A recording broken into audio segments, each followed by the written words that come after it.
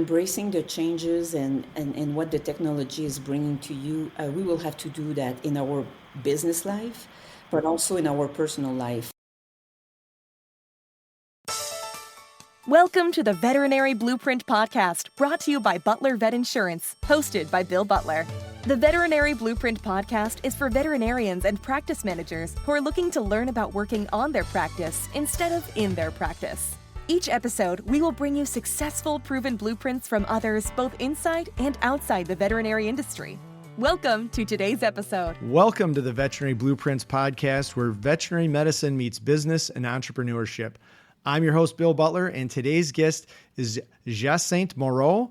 She's the CEO and co-founder of VetScribe, a company helping veterinarians simplify documentation.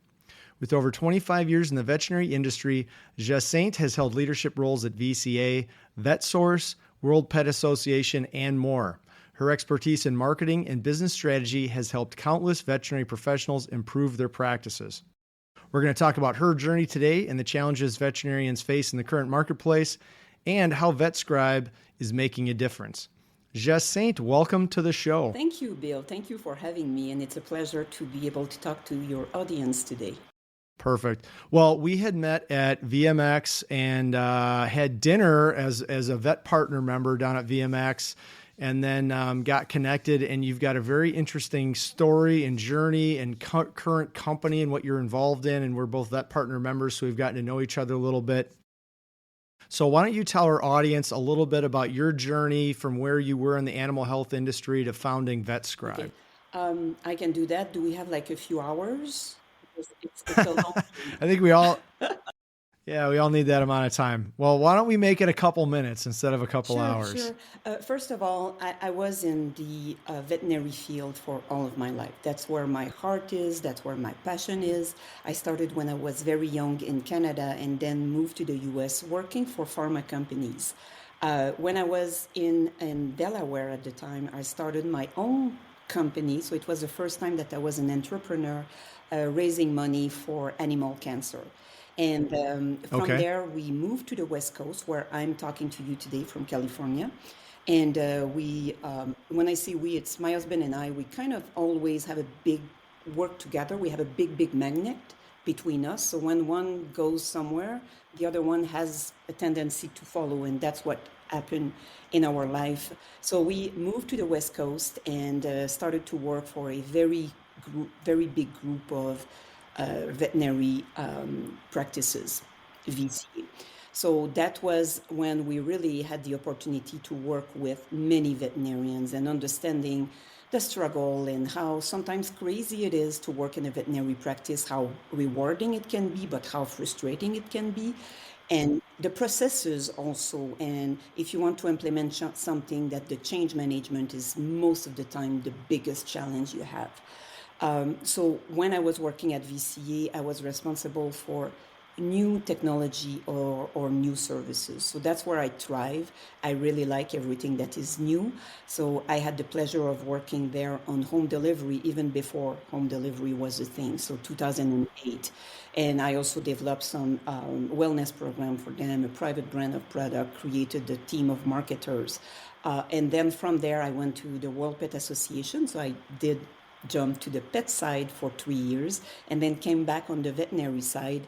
And when I came back, I had the opportunity of working for VMG, Veterinary Management Group. And the idea for VetScribe came out of a meeting that I was attending, a VMG meeting that I was attending with about maybe 16, 20 veterinarians at dinner, almost like during our vet partners dinner. Everybody's together, and then you talk about your children, or something like that. But then the conversation took a turn, and the veterinarians, owners, were talking about the pain of doing the notes, the soap notes, the transcription, the transcription. And that started the most animated conversation I had ever witnessed with veterinarians.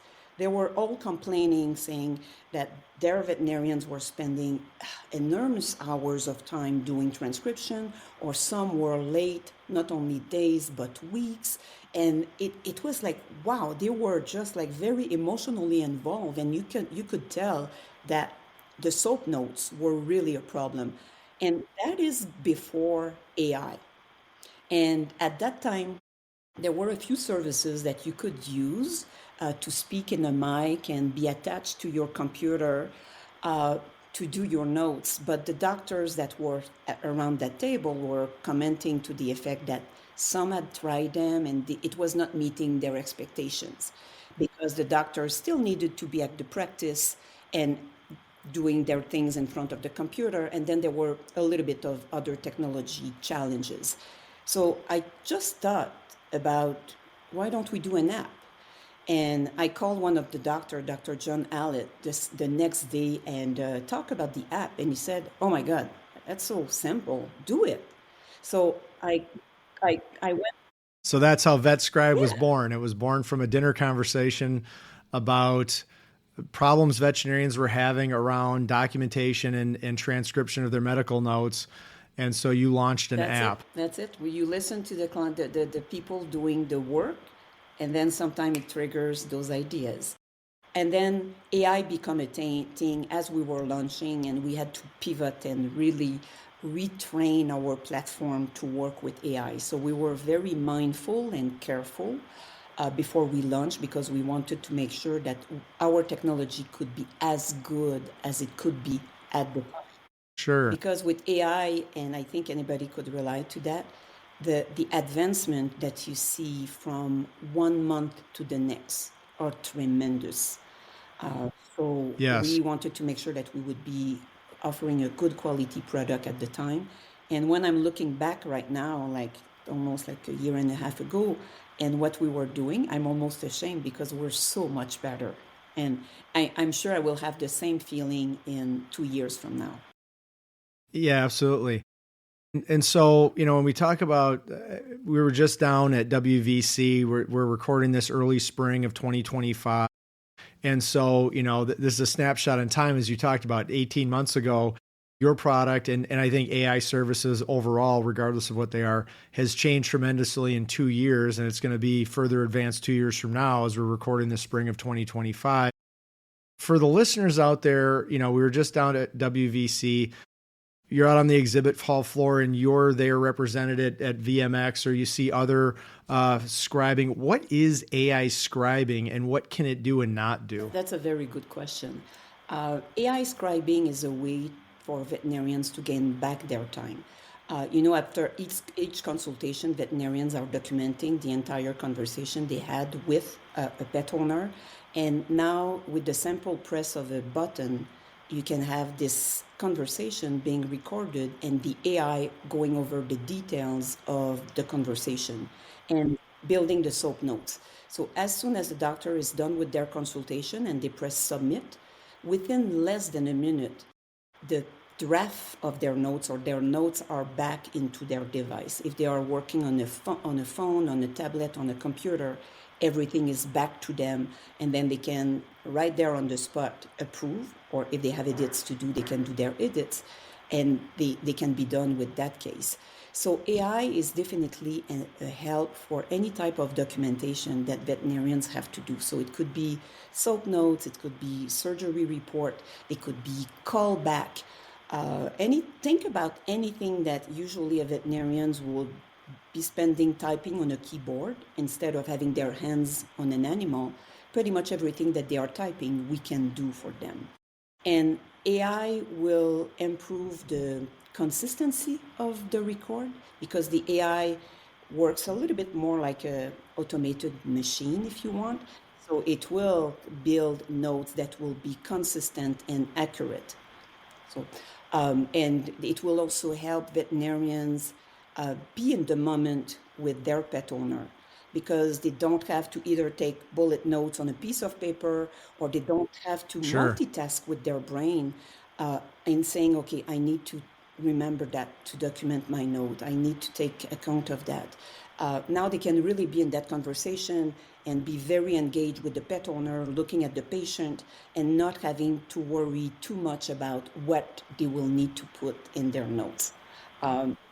That was going to be my follow-up question. So, the AI out there and, VetScribe, how does that, and you kind of described that, the being in the moment, being able to focus more on patients and clients instead of the computer, or even just trying to remember to take, I do this with clients. We have a client meeting with a veterinary practice and they're talking about their practice operations and why they started the practice and all this stuff.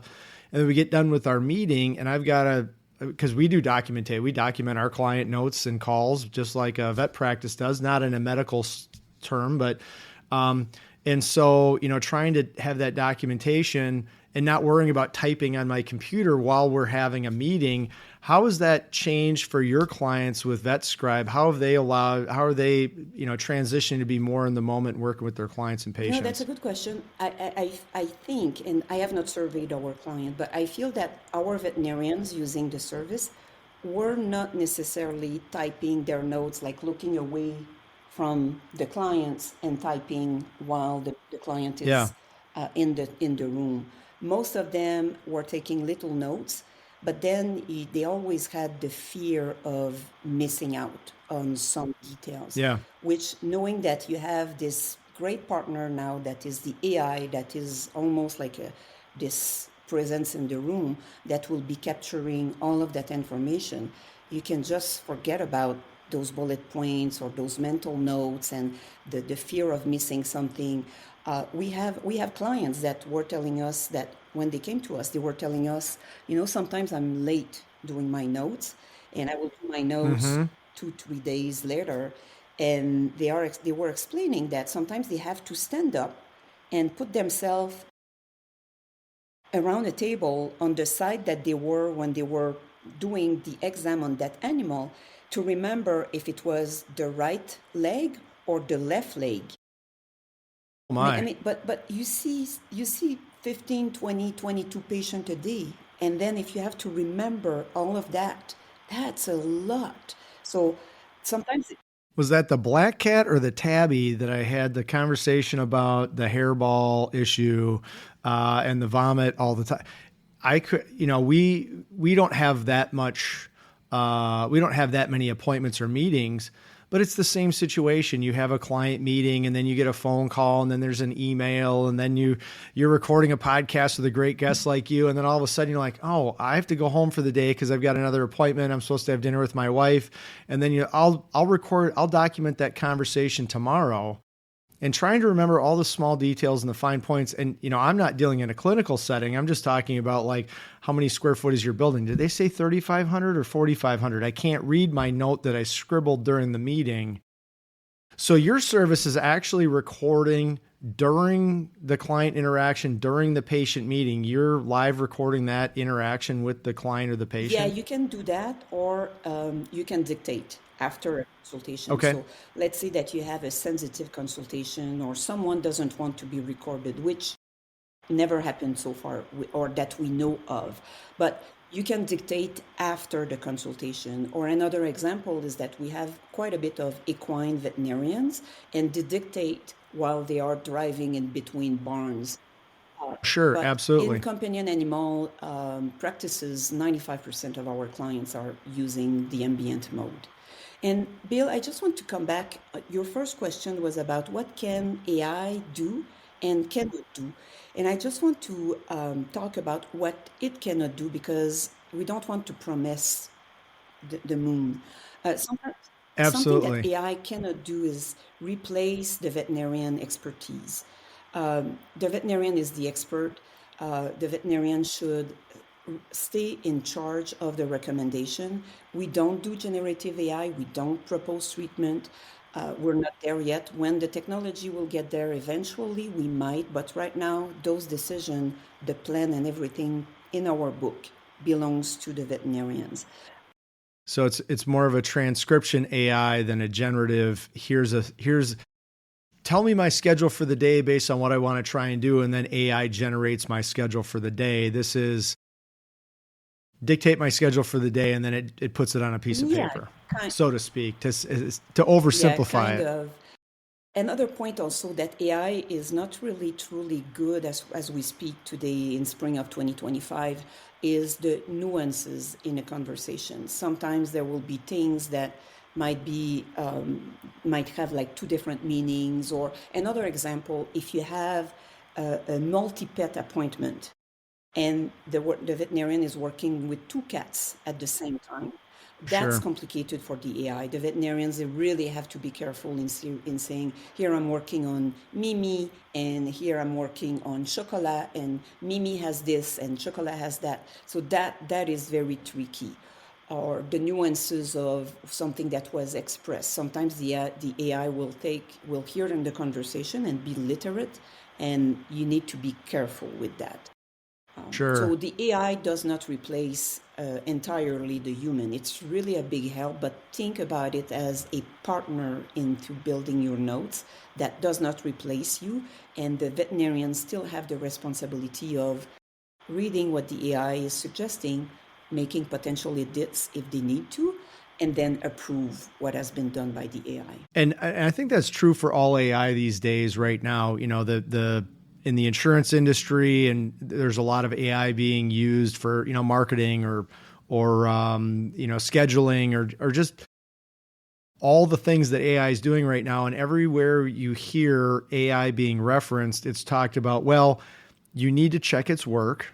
It's not the end all be all, and it gets you about 80% of the way there. There's some changes that need to be made, or the voice of AI if you're using it for marketing or those types of things. So how have you seen this help with your clients, or just clients that are embracing veterinary practice, embracing AI? How have you seen them? How have you seen it affect their efficiency and workflow, and then more importantly, their well-being? All of that. Their well-being, the stress, I was mentioning the stress of being late, 2 days in your notes. Some people, when they are coming to us, are way farther behind than that. They wake up in the middle of the night. They cannot really sleep because they know that they are so late in their notes. And it's a requirement when you are a veterinarian to maintain your medical records adequately. So it's a stress that is always on their shoulder. They do what we call pajama charting. Sometimes they go home, they feed the kids, they put they do the bath, the routine, they put the kids in bed, and then they reopen the computer and work for hours. So guess what? You show up at work the next day, you're exhausted, you did not even have that break, that mental break that you needed. Now AI can take all of that. Veterinarians, usually self-reported surveys that we have done, our users are saving in average between 6 and 8 minutes per consultations. So per consultation. So if So you see, So if you're doing, I'm grabbing my calculator right now. So if you're seeing 15 patients a day, we'll just call it 7 minutes because it's 6 to 8. So 7 times 15 is 105 divided by 60. So that's 1.7 hours a day saved times, let's just say 20 days in a month. That's 35 hours a month. that's almost a full working week a month. When you think about that, it's mind-boggling. And very few technology or improvement over the last few years could provide that amount of time save or productivity or good Yeah. quality time that you can use to do whatever you want. We have veterinarians that are telling us that with the time save, they can now take a break, a lunch break.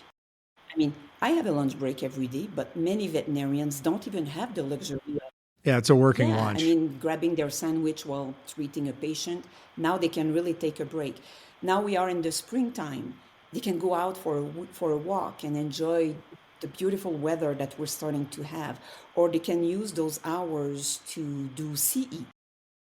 CE hours that they need to do. They can do that. They can Or just be home with the family. totally be home with the family is a big one. Mentoring other staff members in the practice, or some veterinarians will also say, I'm going to do an F&F. I will either see more patients a day. So some veterinarians wants to see more patients. You can do that with that hour and something that you calculated, or you can extend the time of the consultation. So let's say that right now you only have 20 minutes consultation.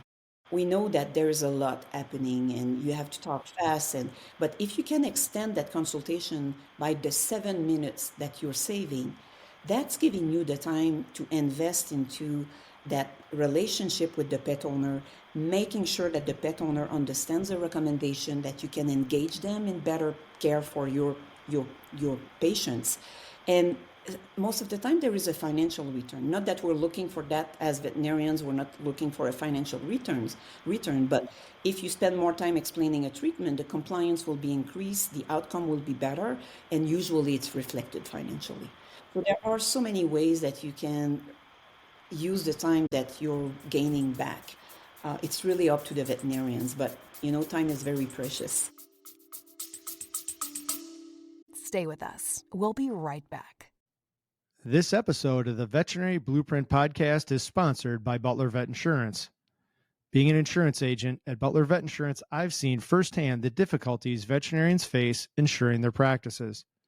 But did you know that we wrote the book on veterinary insurance?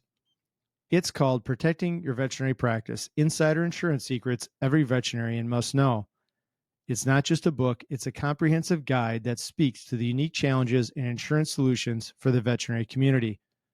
With over 20 years' experience from cyber liability to business auto and workers' compensation, our aim at Butler Vet Insurance is to reduce the stress of insurance for those dedicated to animal care. If you're a veterinary practice owner or manager and looking for some guidance on your insurance, follow our insurance blueprint. Discover the Butler Vet Insurance difference. And together, let's put the pieces of the puzzle together. Butler Vet Insurance, reducing the stress of insurance.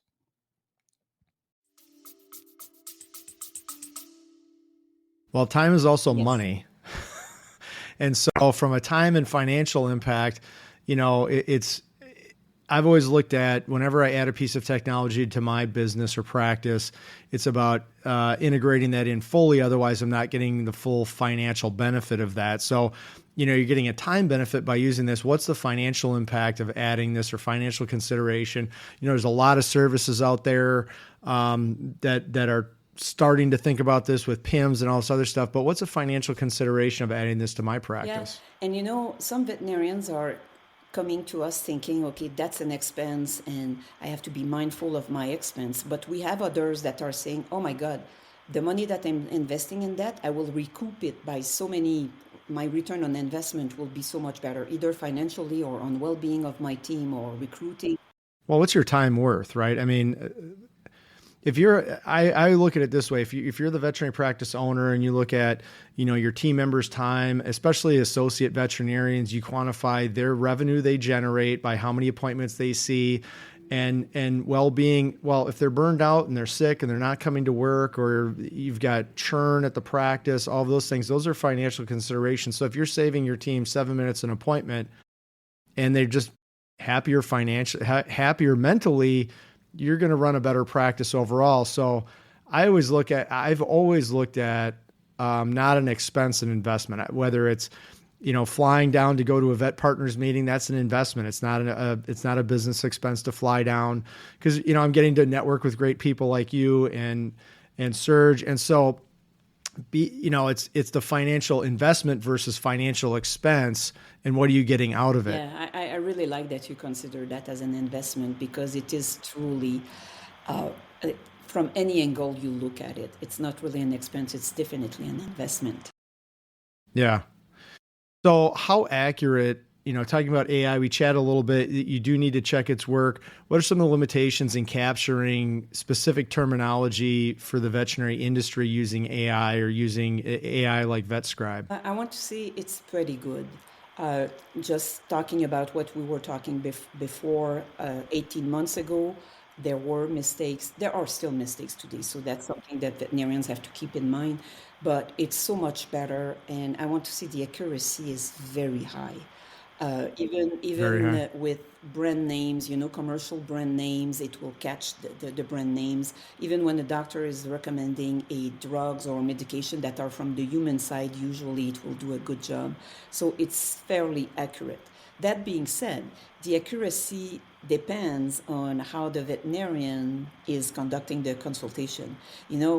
if a veterinarian is very quiet when they do a consultation, like when they do their exam, if they don't verbalize everything that they are doing, obviously what the AI doesn't hear, the AI does not write. So some veterinarians do have to change the way that they are doing their consultation. And when they do that, when they verbalize everything that they are doing and they are very precise, saying, okay, now I'm going to look at the skin, which in our notes will be integument, the AI will listen to that. But not only the AI, the pet owner that is in the room realizes everything that the doctor is doing during their exam. The doctor is not Sure. just petting my pet. He's really looking and feeling the musculoskeletal and everything. So if a doctor is very precise in saying, okay, I'm doing an exam of the ears and this is what I note, the AI will do a good job. The quality of the recording as well. Sometimes we do have veterinarians or technicians. It seems to be more the technicians that will have their phone in their back pocket, and then they have a big sweater over their phone, and then they have the white coat or something, and they move a lot. And if the sound is not clear, we do a pretty good job at really filtering through the noise. But it's something that you have to keep in mind. If really your recording device is buried somewhere, that might impact the accuracy.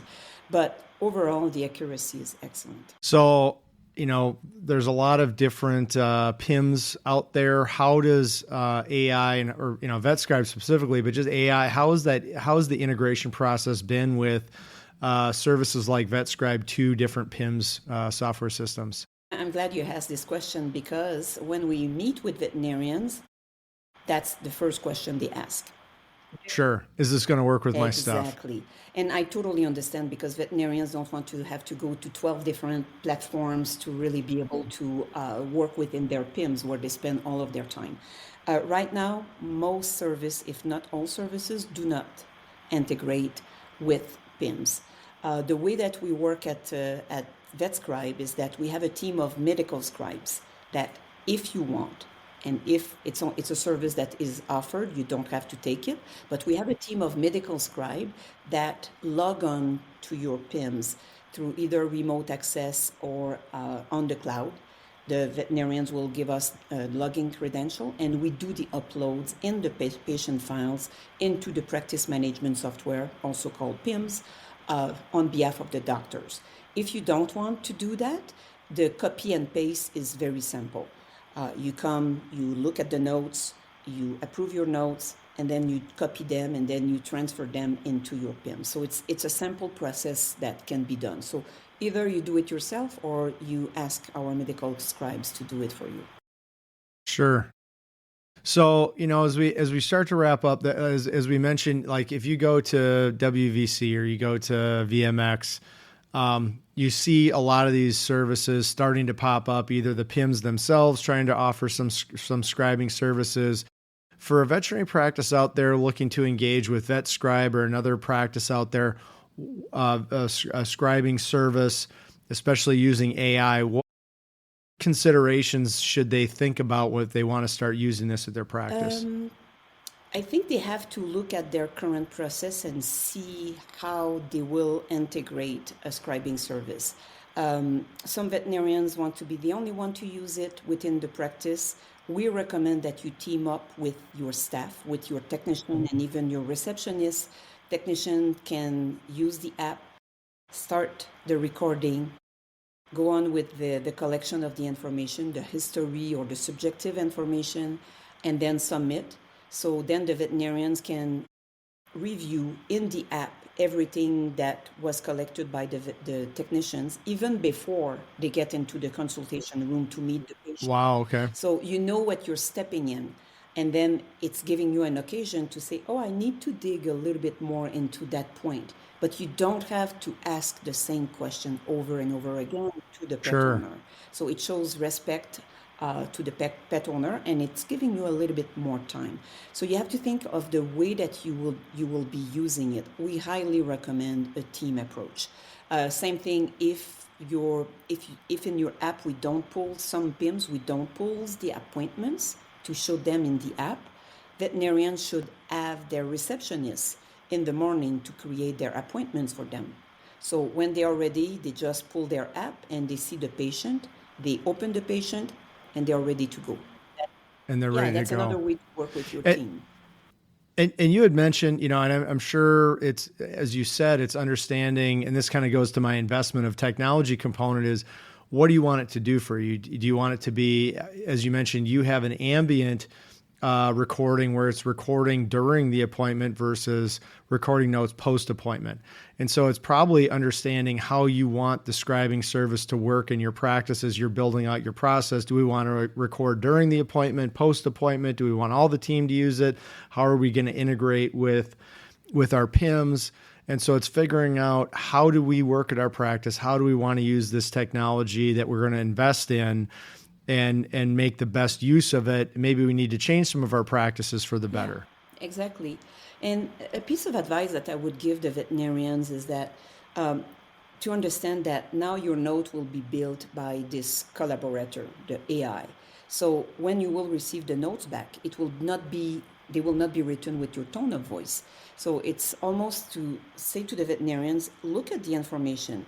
If what is medically relevant is there, even if it's not written with your own choice of words, if the information is there, don't start retyping everything, because if you do, you could end up spending more time than if you would have done your notes yourself. So just look if it's there, even if it's not written with your own style, it's there.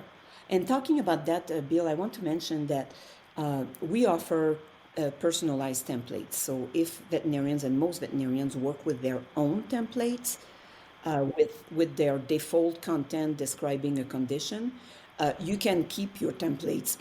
And when you work with our service, you just send them to us. We build them for you. A few hours back, you will find them in your template. The AI will work within your template and will listen to the conversation. And if it hears an abnormal, let's say you say something about a heart condition, the AI will come and overwrite the default content that was there, saying potentially that the heart was in great condition, and it will override this information with the new information that was verbalized by the veterinarian about an abnormal. So that's really a great benefit. So don't retype or reword everything. Work with it. Don't try and reinvent the wheel if the content's there that you need in the medical record. What I've always coached our team about when we're talking about documentation is going back and looking at your work, review your work. And because if I'm typing it in, we use a little bit of documentation and transcription, but for the most part, we're still typing our notes here at Butler Vet Insurance. And so what I've coached our team about, we've preached for years, is go back and look at what you typed to make sure what you've typed is clear to somebody who's reading this for the first time, versus just like, well, I know what I wrote there and it makes sense to me. It needs to make sense to somebody 2 years from now who's going to look at this note in the future, and probably not you. Maybe it's a different veterinarian. Maybe it's a different tech. And so making sure to check your work, but not trying to reinvent the wheel. We think that it's very important, the point you're making, Bill, because it's kind of ensuring the good continuity of care. If it's not you that see that patient in a year from now, will your note make sense?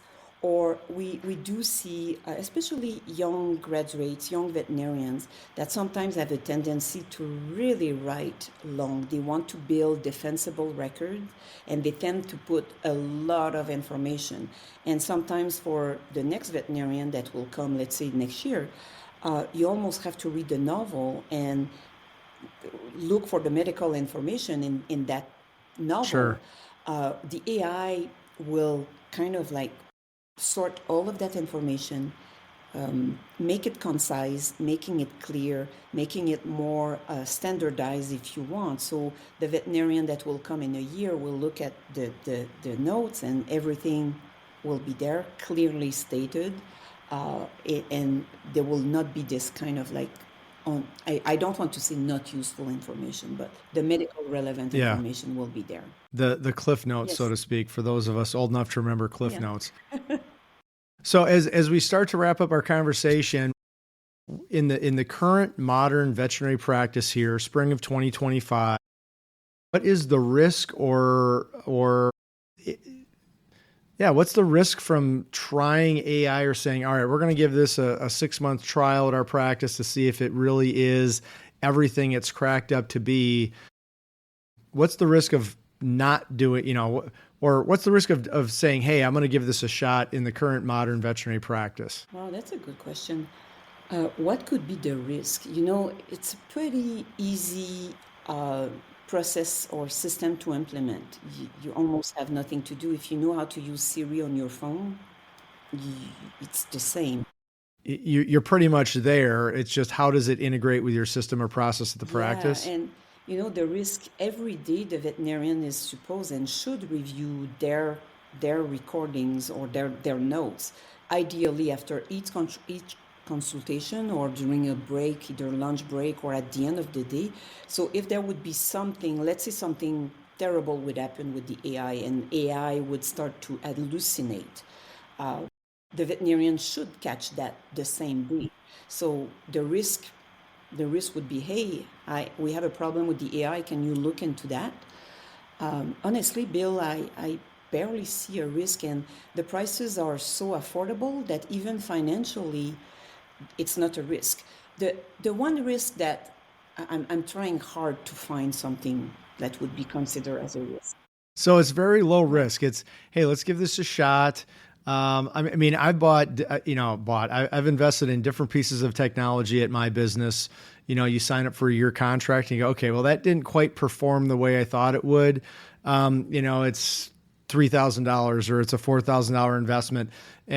But for the ones that have worked out or have been very beneficial, that return on investment has outweighed the risk of giving it a shot. So I was trying just to find a risk, and I think I might have one just because I really want to answer your question. Let's say that you are a owner of a practice, and then you say, let's try VetScribe for 6 months.